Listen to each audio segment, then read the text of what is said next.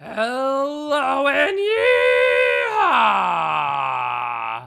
All right, so I'm trying something new, continuing along with the making of the video. So today we're doing a live post-match reaction to Arsenal 1, Spurs 1. It was a disappointing match, but in the end, I think if you had given me the opportunity for a draw earlier in this the season, I would have definitely taken it. It's something that I'm very happy with now, for the top four chances for Arsenal. And I think it's going to be something that we can build on moving into Manchester United next weekend. I'm disappointed that Arsenal didn't get the 3 points. I think that Arsenal played well enough to be able to do it, but they didn't finally get it. There was a number of things that conspired to go against them. The finishing from the strikers, which we're going to definitely hit on that. The referees, definitely talk about that.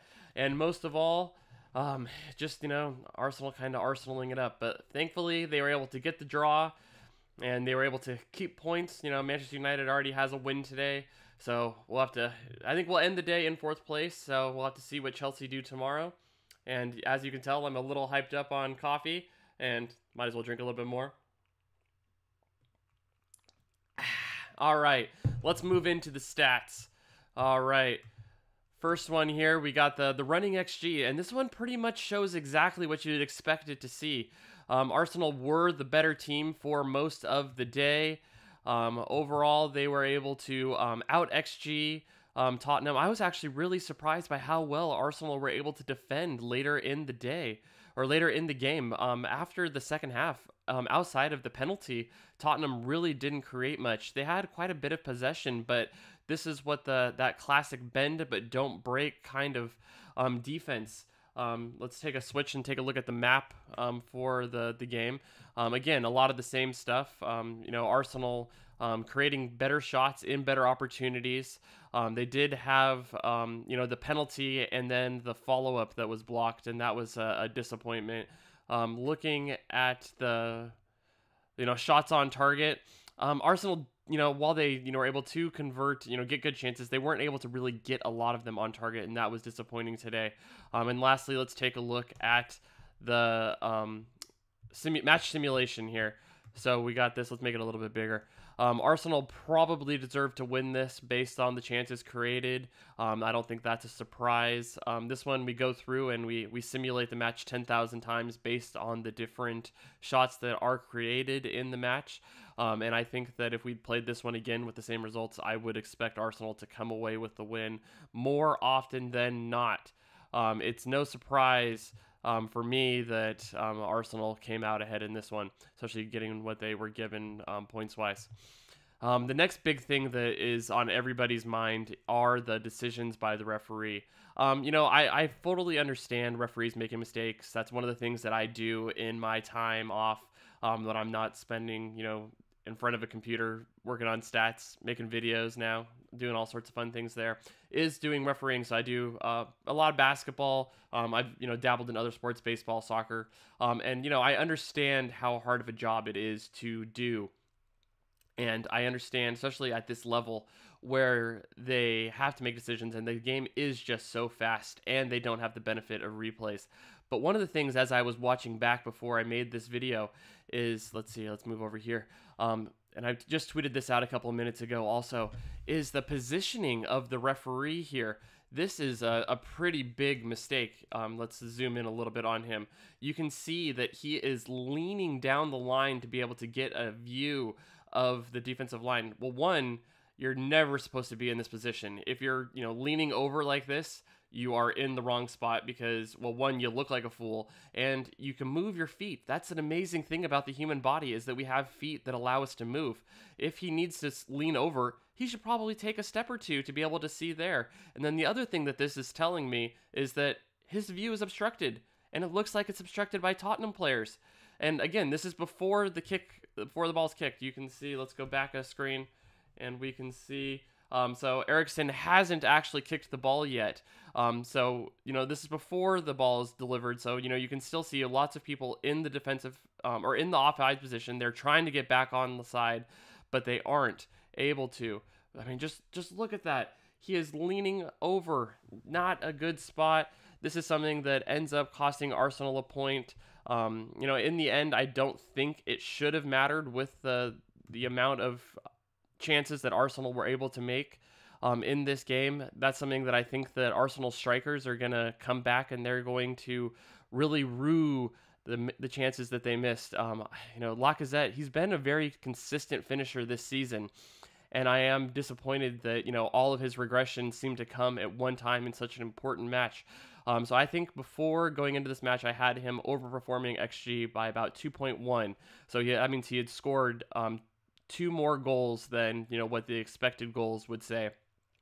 And in this game, he had almost a full XG to his name and came across with 0 goals and couldn't even get one of those shots on target. And to give him, a break, they weren't the easiest shots, especially the first one.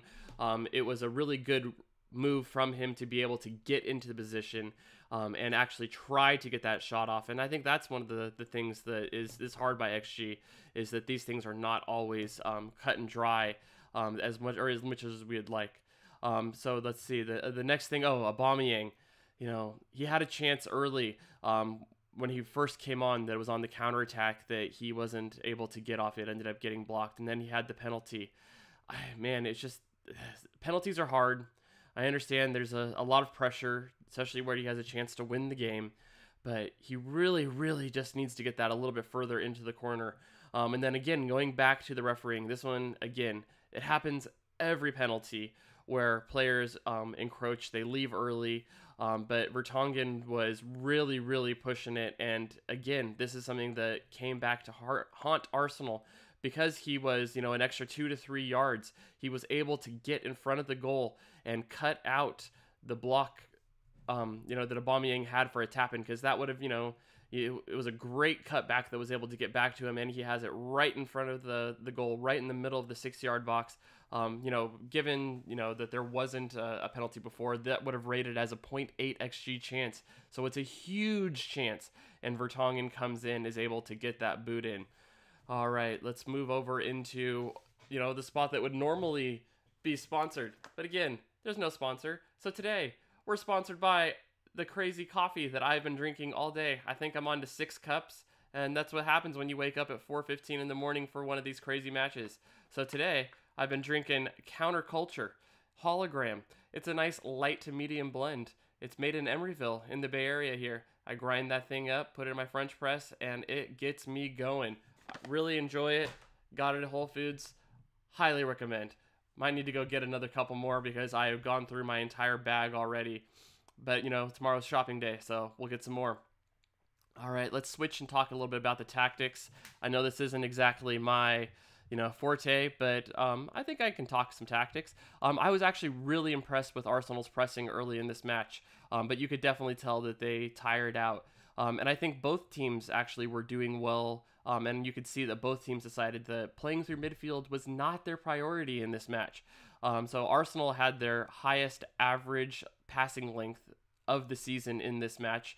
I pulled the stats earlier, and it was an average pass that was almost 3 yards longer than their league average that they've had this year. Tottenham, I don't know if this was their longest, but I'm probably willing to bet that it was. And their average pass was almost over 2 yards longer than what they've typically done. So both teams were being pressed back, and both teams, especially Tottenham, where they are going through an injury crisis in midfield, just decided that playing through midfield, who cares? Who needs it? All right. So one of the other things that I wanted to touch on and that I was able to get in my By the Numbers piece, which if you haven't read it, I would highly recommend. It's on Ars blog.